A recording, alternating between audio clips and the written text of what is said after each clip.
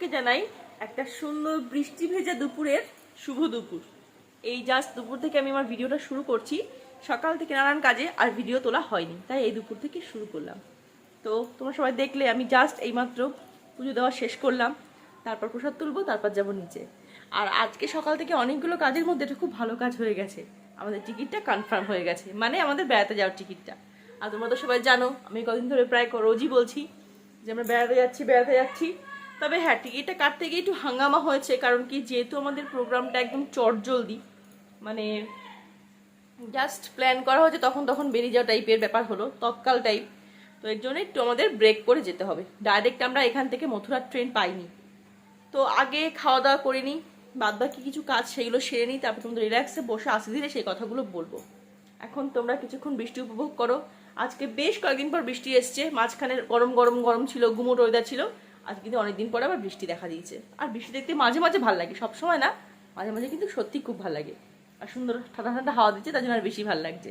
দাঁড়াও তোমাদেরকে দেখাচ্ছি। আমি জানি না তোমরা বুঝতে পারছো কিনা, কিন্তু খুব সুন্দর লাগছে। আর পুরো আকাশটা মেঘলা ছেয়ে আছে, মনে হচ্ছে কত সন্ধে নেমে গেছে।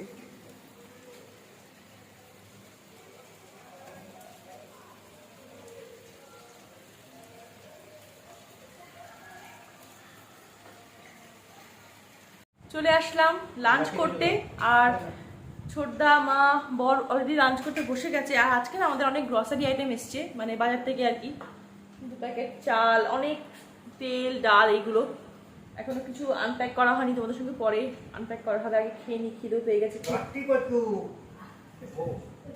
চলো, ঘুরিয়ালে যথারীতি মজা শুরু করেছে, যেমন করে আর কি। প্রচন্ড প্রচন্ড খিদে পেয়েছে। আর আছে খুব সিম্পল মেনু হয়েছে, ডিমের ঝোল, আর সঙ্গে গাঠি কচুর তরকারি, তার সঙ্গে মুগের ডাল, পটল ভাজা, গন্ধরাজ লেবু, ব্যাস। আর কি চাই, তাই না? পটলটা কালকের ছিল, পটল তরকারি ছিল কালকে একটু ফ্রিজে, তাই বলছি। তো গাঠি কচু বললাম, গাঠি কচু ঘড়িয়াল।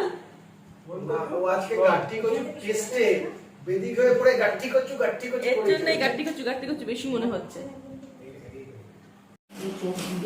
হ্যাঁ, খাওয়া দাওয়া করে না সবাই একটু ঘুম পায়। তো এই দেখো আমাদের গ্রসারি আইটেম, মোটামুটি তেলগুলো সব পুরো মাসের চলে এসছে, আর সব জিনিস পুরো মাসের না।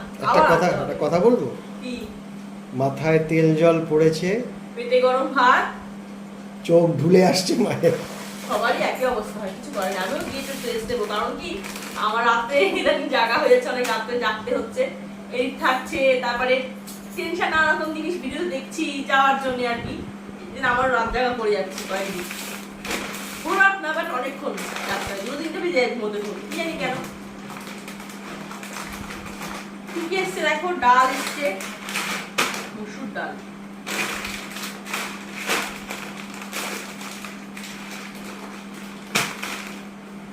হয়ে যাবে, হবে না তো আবার আসতে হবে। ও ঘরে আরো রয়েছে গত মাসেরটা, চিনি, আমি চিনিটা বুঝছি না, 2 প্যাকেট। বাবা তো চিনি বলা হয়নি। এটা মুগ ডাল। আসো আসো, তুমি বলে যাও। এই একটু এসে বলতে হবে, ভালো লাগছে শুনতে। তোমার ভিডিওতে সবাই ভালো ভালো কমেন্ট করে, গড়িয়াল প্লিজ আসো। এই পুরোবাসী বলছে এসো এসো পুরোবাসী। কি হলো এখানে, এটা কি সুন্দর ব্যাগটা দিয়েছে, বেশ হিডেন থাকবে, হিডেন। ও এখন তো প্লাস্টিক বন্ধ দেখে দিচ্ছে না, তো এখানে কেন প্লাস্টিক দিয়েছে? কিছু এগুলো তো 75 মাইক্রনের বেশি, সেটা আবার যে প্লাস্টিক ব্যবহার করা যাবে, রিউজেবল। ব্যাগ নিয়েছিলাম, সুন্দর। বাবা ব্যাগটা পেলে খুব খুশি হয়। এর জন্য ভরে রাখ, এখন তো কাটছে না। আচ্ছা আচ্ছা, কিছু ভরে বুঝিয়ে রাখতে রাখতে হবে। দেখি ঠিক আছে, এই ধনিয়ার প্যাকেট দেয়নি? এই সব দিয়েছি, দেখছি না কি কি দিয়েছে।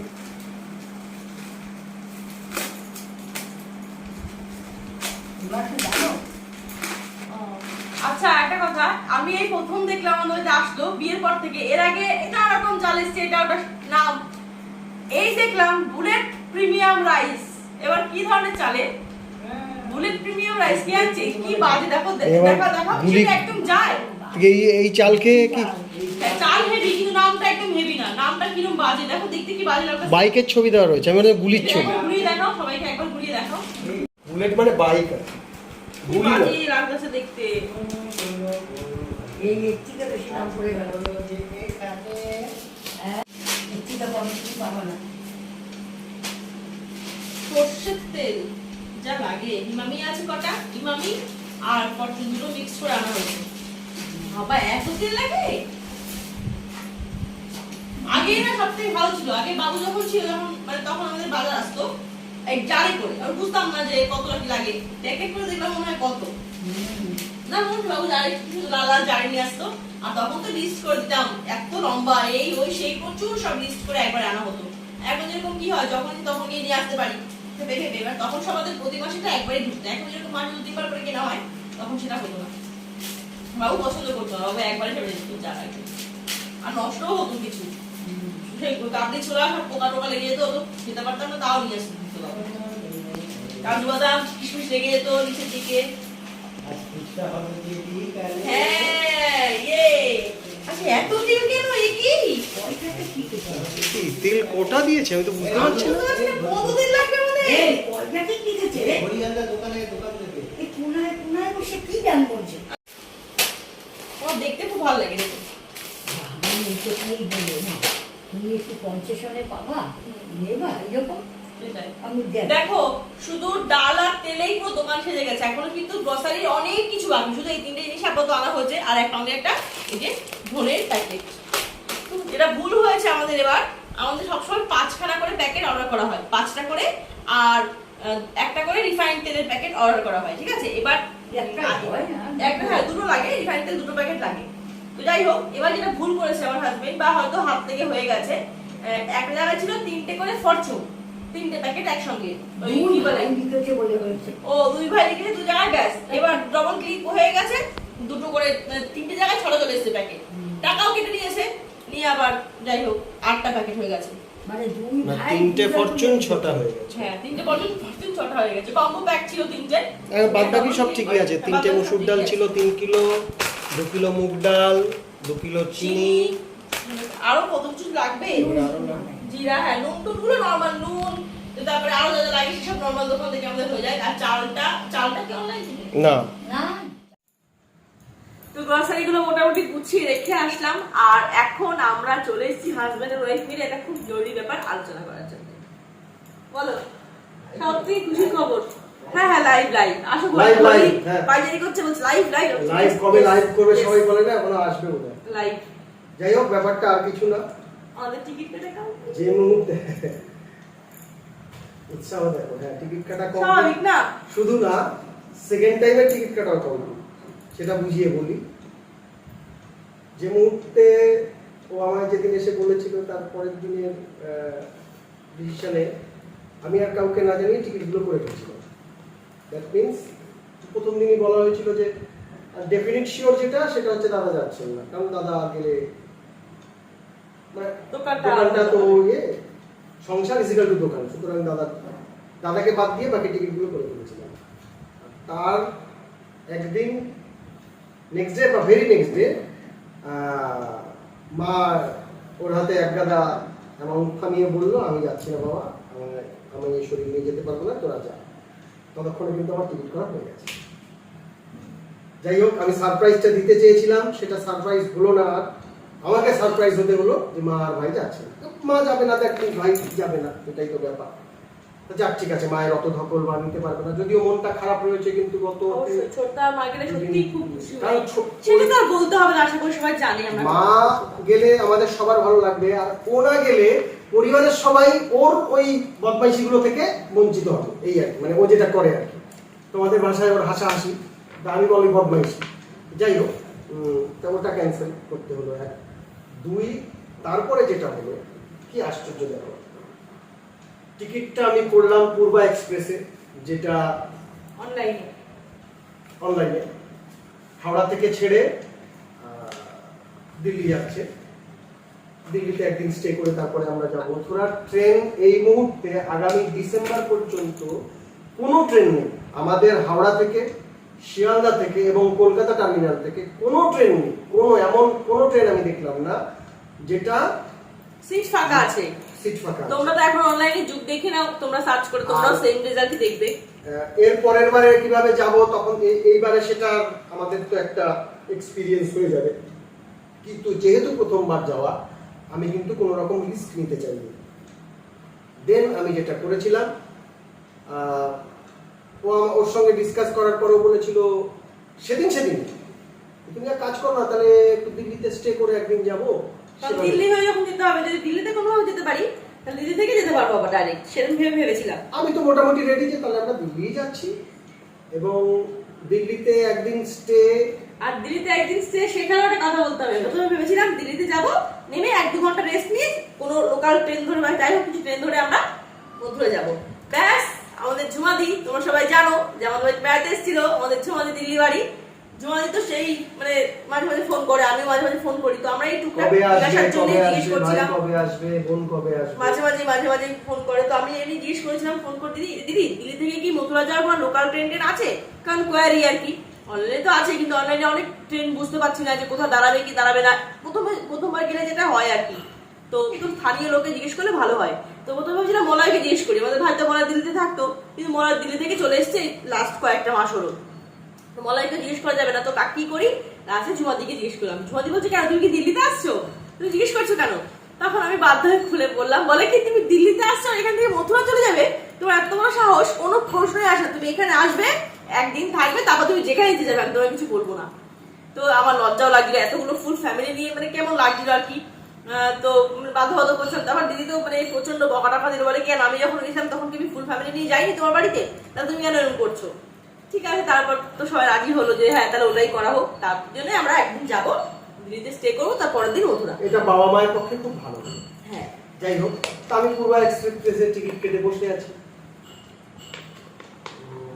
দেন দিদিরাই ওখান থেকে বললো পূর্বা এক্সপ্রেসের টিকিট কেটেছো। আর সেই কথাটাও জানানো দিদিদের 1-1.5 দিন পরে। দিদি তখন বলছে, দিদি মানে আমাদের জিজু যিনি আছেন আর কি, দাদা, তিনি বলছেন, ঝুমাদির হাজবেন্ড, তিনি বলছেন, ভাই ওভাবে টিকিট করাটা তোমার উচিতই হয়নি, তুমি পূর্বাতে উঠোই না। পূর্বাতে উঠলে জাস্ট দুর্গাপুর বা আসানসোল বেরোবে, দেন কোনো সিট পাবে না, মানে উঠে পড়ে ওখানকার স্থানীয়রা, আমি কোনখানকার লোক বলছি, তোমরা কিছু মনে করো না, ওই রাজ্যের লোকজন উঠে পড়ে কলকাতা থেকে যারা যাচ্ছে তাদের যাওয়াটাকে পুরো নষ্ট করে দেয়। ইভেন ওনারা যদি দিল্লি পর্যন্ত টার্গেটে থাকে, তাহলে রাত্রিবেলা তুমি শোয়ার জায়গাটা পর্যন্ত পাবে না, অথচ আমাদের সিট বুকিং। এবার প্রথমে একটু আমাদের কেমন লাগছিল যে এটা কি সত্যি আমার রিজার্ভেশন সিট থাকবে, তাই লোক আসলে কি হবে। তো যখন আমরা ভিডিও দেখলাম ইউটিউবে, কয়েকটা পূর্ব এক্সপ্রেসের অভিজ্ঞতা দেখলাম, তো দেখে আমাদের সত্যি মাথায় হাত যে এ কি মানে সব লোকজন কি তোমার সিট তো তোমাকে দেবেই না, তুমি মানে বসতে পারবে না, সেই তোমার সন্দেহ আছে, এইরকম টাইপের অবস্থা হয়ে যায়। তো বাধ্য হয়ে তারপর যখন দাদা বললেন ওপাশ থেকে, তুমি আগে কলকাতায় মানে শিয়ালদা থেকে দেখো, সম্পর্কক্রান্তি এক্সপ্রেস বলে কোনো একটা ট্রেন আছে, উইকলি ছাড়ে বা সপ্তাহে 3 দিন ছাড়ে আর কি, 3 দিন বা 2 দিন ছাড়ে। দেখলাম হ্যাঁ সার্চ করে, কিন্তু সেটা সরাসরি দিল্লিতে যাচ্ছে না, যাচ্ছে দিল্লিরই কাছে আর একটা টার্মিনালে, সেটা হচ্ছে আনন্দ বিহার। তা আমরা তখন কি করলাম, আনন্দ বিহারের টিকিট কাটলাম, ওগুলোকে ক্যান্সেল করলাম। ক্যান্সেল করাতে আমার প্রায় এদিকে এই দুটো টিকিট আর ওগুলো প্রায় মানে ওই 1700-1800 টাকা নিয়ার অ্যাবাউট আমাকে একটা গচ্ছা দিতে হলো। কিন্তু হ্যাঁ, একটা জিনিস হলো, হাওড়া পর্যন্ত বাবা মাকে টেনে নিয়ে যেতে হলো না। ওখান থেকে আমাদের লোকাল লাইনে আমি সম্পর্কক্রান্তি ধরে নিলাম। সম্পর্কক্রান্তি এক্সপ্রেসের ডেট বলছি না, হ্যাঁ ডেটটা বলাটা না, ডেটটা বলা যাবে না, কারণ কি বুঝতেই পারো সিকিউরিটি ব্যাপার থাকে, ডেট বলা যাবে না। রেডি অবস্থায় আছে ওর হাতে, সেটা আমি বলছিলাম যে বইখাতা নিয়ে বসেছি। হ্যাঁ, সব টিকিট, আমাদের টিকিট আর সব প্রয়োজনীয় ডকুমেন্টস, যেমন টিকিট, আধার কার্ড, প্রত্যেকের পান্তু বেবির জন্ম সার্টিফিকেট, আমার তো আধার কার্ড নেই, জন্ম সার্টিফিকেট, এই যে আমাদের প্রত্যেকের আধার কার্ড, সমস্ত আমাদের সব গোছানো কমপ্লিট। এই টিকিট এখানে একটা, আর একটা দুটোই অনলাইনে ছিল, প্রথমে একটা ক্যান্সেল করা হলো দেখে, একটা তো আবার ডাইরেক্টলি কাটা হলো, সেটা একটা, আর একটা প্রিন্ট আউট বার করা হয়ে গেছে যে অনলাইনে, মানে টিকিট কেটে ক্যান্সেল করে আমাদের আবার মানে ঘুরিয়ে করা হলো, কারণ মানে একটা গচ্ছা হলো। কিন্তু আমি ওই গচ্ছাটুকুকে মেনে নিতাম, কারণ ওই যে রিফান্ড তো দেয় না, মানে দেয় কিছুটা কেটে নিয়ে আবার দেয়, সেই জন্য আমাদের গচ্ছা হলো। সকাল 6টা 6:30টায় ট্রেন ছিল, তাই তো। আর সেটা কষ্টও হতো, আমরা ইচ্ছা করে ক্যান্সেল করলাম, ভেবেছিলাম যে পূর্ব এক্সপ্রেস এত বাজে অভিজ্ঞতা, প্রথমে ভেবেছিলাম কি করবো, দোনা মনে হচ্ছিলাম যে কি করলে ভালো হয়। তারপর তো একটা তো অসুবিধা তো দেখতেই পেলাম যে খুব বাজে একটা অভিজ্ঞতা হয়। তারপরে ভোর 6টার সময় হাওড়া থেকে ধরতে হবে, তো সেটা আমাদের পক্ষে খুব টাফ ব্যাপার, যে ওই কোন সময় যাব, কি করবো সারাদিন। ওর থেকে ক্যান্সেল করে টাকা নষ্ট হলো, কিছু করার নেই, ক্যান্সেল হলে হোক, আমরা শিয়ালদা থেকে দিল্লির ট্রেনটা পেলাম। তাতেই আমরা যাবো আর কি। আনন্দিয়ারে তাই আমি খুবই খুশি, আমাদের টিকিট এই যে সমস্ত প্রিন্ট আউট বার করা হয়ে গেছে, ও কালকে প্রিন্ট আউট বার করে নিয়ে চলে এসেছে। ওন তো অনেক কিছু চায়, যেমন আমার তো খুব ইচ্ছা যে বাবা মাকে একবার হলো ফ্লাইটে চড়াবো। আমি তো কখনো চড়িনি, বাবা মা চড়ি তো খুব ইচ্ছা, কিন্তু বিশ্বাস করো সেটুকু ভগবান সামর্থ্য সেভাবে এখনো দেয়নি আমাদের যে এতগুলো মানুষ, আর দু একদিন হলে তাও অ্যাডজাস্ট করা যায়, কিন্তু এতগুলো মানুষ তো বুঝতেই পারো আশা করি যাতায়াতের খরচে প্রচুর লেগে যাবে শুধু যদি ফ্লাইটে যাই। তো এর জন্য ফ্লাইট ক্যান্সেল করে ট্রেনই করতে হলো। তো তারপরে যতটুকু চেষ্টা করি বাবা মাকে আরো বেশি কমফোর্টেবল ভাবে শান্তিভাবে নিয়ে যাওয়ার, এটা ভালোভাবে থাকে, অথচ বাজেটটাও কম হয়ে যায়, সেরকম ভাবে প্ল্যান করি সবকিছু। যাই হোক 5 দিন মথুরা বৃন্দাবনে থাকবো। 6ষ্ঠ দিনের দিন বেরোবো, বেরিয়ে আগ্রায় আসবো। একদম। আর এটা আগ্রায় এসে তাজ দেখাবো। এটা কার ডিমান্ডে বলো? এটা সম্পূর্ণ ডিমান্ড। আমাদের কিন্তু আগ্রা ইনক্লুড ছিল না, কিন্তু সবাই বলে যে মথুরা গেলে আগ্রা না গিয়ে কেউ ফেরত আসে। আর আগ্রার তাজমহল তো ড্রিম, মানে জাস্ট কি বলবো, আমি ওকে বলছি কি আগ্রা তো আমার ভীষণ শখ দেখার। তো বলছে অবশ্যই আগ্রা নিয়ে যাবো, এটা হয় নাকি একদম দোলগড় থেকে ঘুরে আসবো আগ্রা না গিয়ে? হয়, আগ্রা ঘুরেই আসবো। আর আগ্রা যাওয়ার দিন আমরা একটা স্পেশাল ভাবে যাব, সেটা এখন না, স্টেপ বাই স্টেপ ব্লগে তোমরা দেখতে পাবে। আর বুঝতেই পারছো আমরা কতটা এক্সাইটেড। তোমরা আমাদের জন্য এইটুকুনি প্রার্থনা করো যে বাবা মাকে নিয়ে ভালোভাবে নিয়ে আসতে পারি। সেটাই আরেকটা ব্যাপার হয়েছে, টিকিটটা যেভাবে কাটা তাতে করে আগ্রা ঘুরে সেদিন সন্ধ্যায় আমরা দিদি বাড়িতে বা রাত্রে আমরা দিদি বাড়িতে ফিরে আসবো, এবং সেই রাতটা দিদি বাড়িতে থাকবো, তারপরের দিনটা দিদি বাড়িতে থাকবো, এবং তারপরের দিন ট্রেন। এটা ভেবে আমার কিন্তু ফেরার টিকিট কাটা হয়েছিল। আশ্চর্য ব্যাপার হচ্ছে ঠিক একই রকম ভাবে দিল্লি থেকে হাওড়া বা দিল্লি থেকে শিয়ালদা সরাসরি কোনো টিকিট নেই ডিসেম্বর পর্যন্ত। কি করবো না, ডিসেম্বর ওই সময়টা তো নেই, কারণ সবাই ওই সময় ফেরে, তো মানে পুজোতে সবাই ফেরে। আমরা রাজধানীতে দেখেছিলাম, রাজধানীতে যে যদি ফেরার টিকিট পাওয়া যায়, ওরে বাবা টোটালটা সব বুক। ওই সময় সবাই তো বিদেশ থেকে, মানে বাইরে থেকে, বিদেশ না দেশেই বাইরের রাজ্য থেকে বাংলায় ফেরে পুজো। ঘরোয়া কথাতে আমরা যেটা বলি যে বিদেশ থেকে, হ্যাঁ ঘরোয়া কথা আর কি। যাই হোক, টিকিট আমাকে করতে হলো কোনখান থেকে জানো? সেই সরাসরি কালকা থেকে। মানে টাকা প্রচুর লেগেছে, বেশি লেগেছে আর কি। এবার কালকা থেকে টিকিট করে আমি বসে আছি, আমরা দিল্লি থেকে উঠবো, টাকা বেশি লেগেছে সেটা ব্যাপার না। ব্যাপার হচ্ছে মানে পূর্ব দিল্লি থেকে কিন্তু আমাদের মানে অনেকটা আগে থেকে টিকিট কাটতে হতো, দিল্লি থেকে ডাইরেক্ট পাচ্ছিলাম না। কালকা থেকে টিকিট কাটার পরে যেটা দেখলাম, আরো একটা এক্সট্রা দিন দিদি বাড়িতে থাকতে হচ্ছে, কারণ যেদিন টিকিট কেটেছি সেদিন টিকিটটা আমরা দিল্লি থেকে উঠবো তার পরের দিন সকালবেলা ভোরবেলায়। নাহলে দিদি বাড়িতে একদিন থাকা হতো, সেখানে 2 দিন হয়ে যাচ্ছে। কারণ কি আমরা বুঝতে পারিনি যে কালকা থেকে ডেটের কেটেছি, সেই ডেটের পরের দিন আমরা দিল্লি থেকে ধরবো, কারণ আসতে একদিন সময় লাগবে আসতে, মানে ওই কালকা থেকে দিল্লিতে আসতে রাত্রের দিকে সাড়ে কালকা থেকে বোধ হয়, তাই পুরো রাতটুকু লাগবে। পরদিন সকালবেলা আমরা দিল্লি থেকে ট্রেনটা ধরবো, ফেরার ট্রেনটা হাওড়ায়। এটা আর শিয়ালদা পেলাম না। আর শিয়ালদা পেতে গেলে কবে টিকিট পেতাম জানি না। যাই হোক, তার বোর্ডিংটা আমাদের হয়ে আছে দিল্লি থেকে, বোর্ডিং স্টেশনটা, আর টিকিট কাটা হয়েছে কালকা থেকে।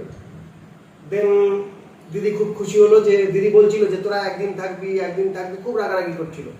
পরের দিন যখন ও ফোন করে বললো দিদি তোমার কাছে ঠিক হলো, একদিন না ভগবান যা করে দেখো, তোমার এখানে 2 দিনই থাকতে হবে, কারণ টিকিটটা আমাদের পরের দিন। বলছে যে দেখ আমি বলেছিলাম তোরা ভাই এভাবে নিরাশ করবি, থাকতেই হলো তোদের 2 দিন।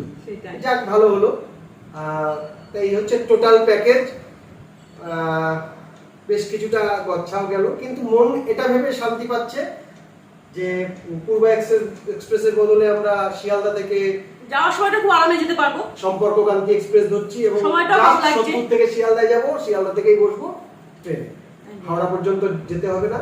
হাওড়া পর্যন্ত যেতে হওয়ারও তো একটা খরচ লাগতো, সেটা না হয় এই আমার এই টিকিট ক্যান্সেল করার গচ্ছা থেকেই গেল, কোনো অসুবিধা নেই, কিন্তু স্যাটিসফাইড লাগছে। আর কষ্ট হতো তো ভোরবেলা উঠে বাচ্চা, এবং সবথেকে বড় কথা, মনে করো বাবা মা শুয়ে আছে, ও হয়তো একটু বিশ্রাম নিচ্ছে বা রাত্রিবেলা শোয়ার দরকার, সে সময়ে যদি উঠে কেউ ওই সিট পাচ্ছেন, তখন তো সেটা ট্যাকেল করা খুব মুশকিল, তাই না?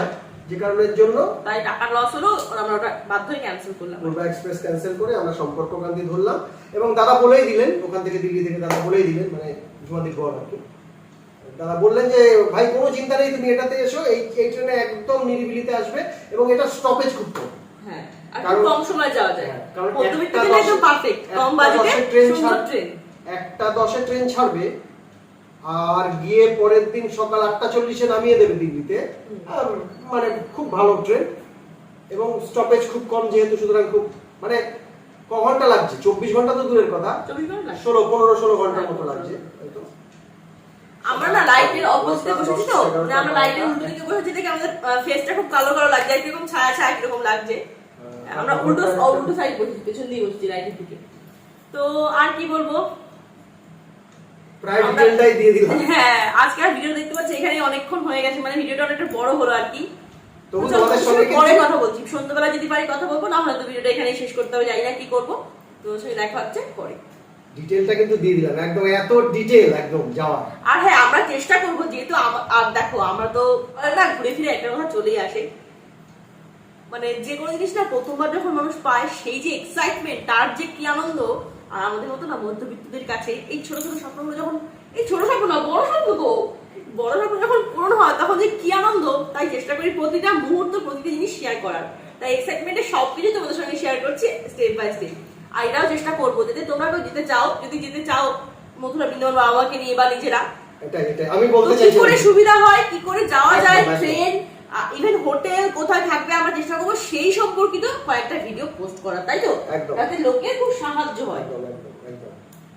এটা মানে এর আগে মায়াপুরের করেছিলাম আমরা, মায়াপুর সবটা করতে পারি, শুধু একটা হোটেল দেখিয়েছিলাম। তারাপীঠের এবং মায়াপুর তারাপীঠ আর কোথাকার মানে মোটামুটি ডিটেইল তারাপীঠে গেছে। দেখাতে পারি, তারাপীঠে না, যাতায়াতের পথ দেখানো গেছে, পথ দেখানো গেছে। মানে সহজে পৌঁছানো যায় যেভাবে। যাক এটা দেখবো যে আমরা চেষ্টা করবো, কারণ এখানে তো কয়েকদিন স্টে করবো, চেষ্টা করবো করার, ঠিক আছে? ঠিক। তো চলো বন্ধুরা, মনে হয় ভিডিওটা আর বড় করা যাবে না, কারণ অনেক এখানে অলরেডি দেখতে পাচ্ছি অনেকটা বড় হয়ে গেছে। তো আজকে ভিডিওটা আমরা এখানে শেষ করছি, দেখা হবে নেক্সট ভিডিওতে। ততক্ষণ তোমরা সবাই খুব ভালো থেকো, সাবধানে থেকো, সুস্থ থেকো, সকলকে টাটা।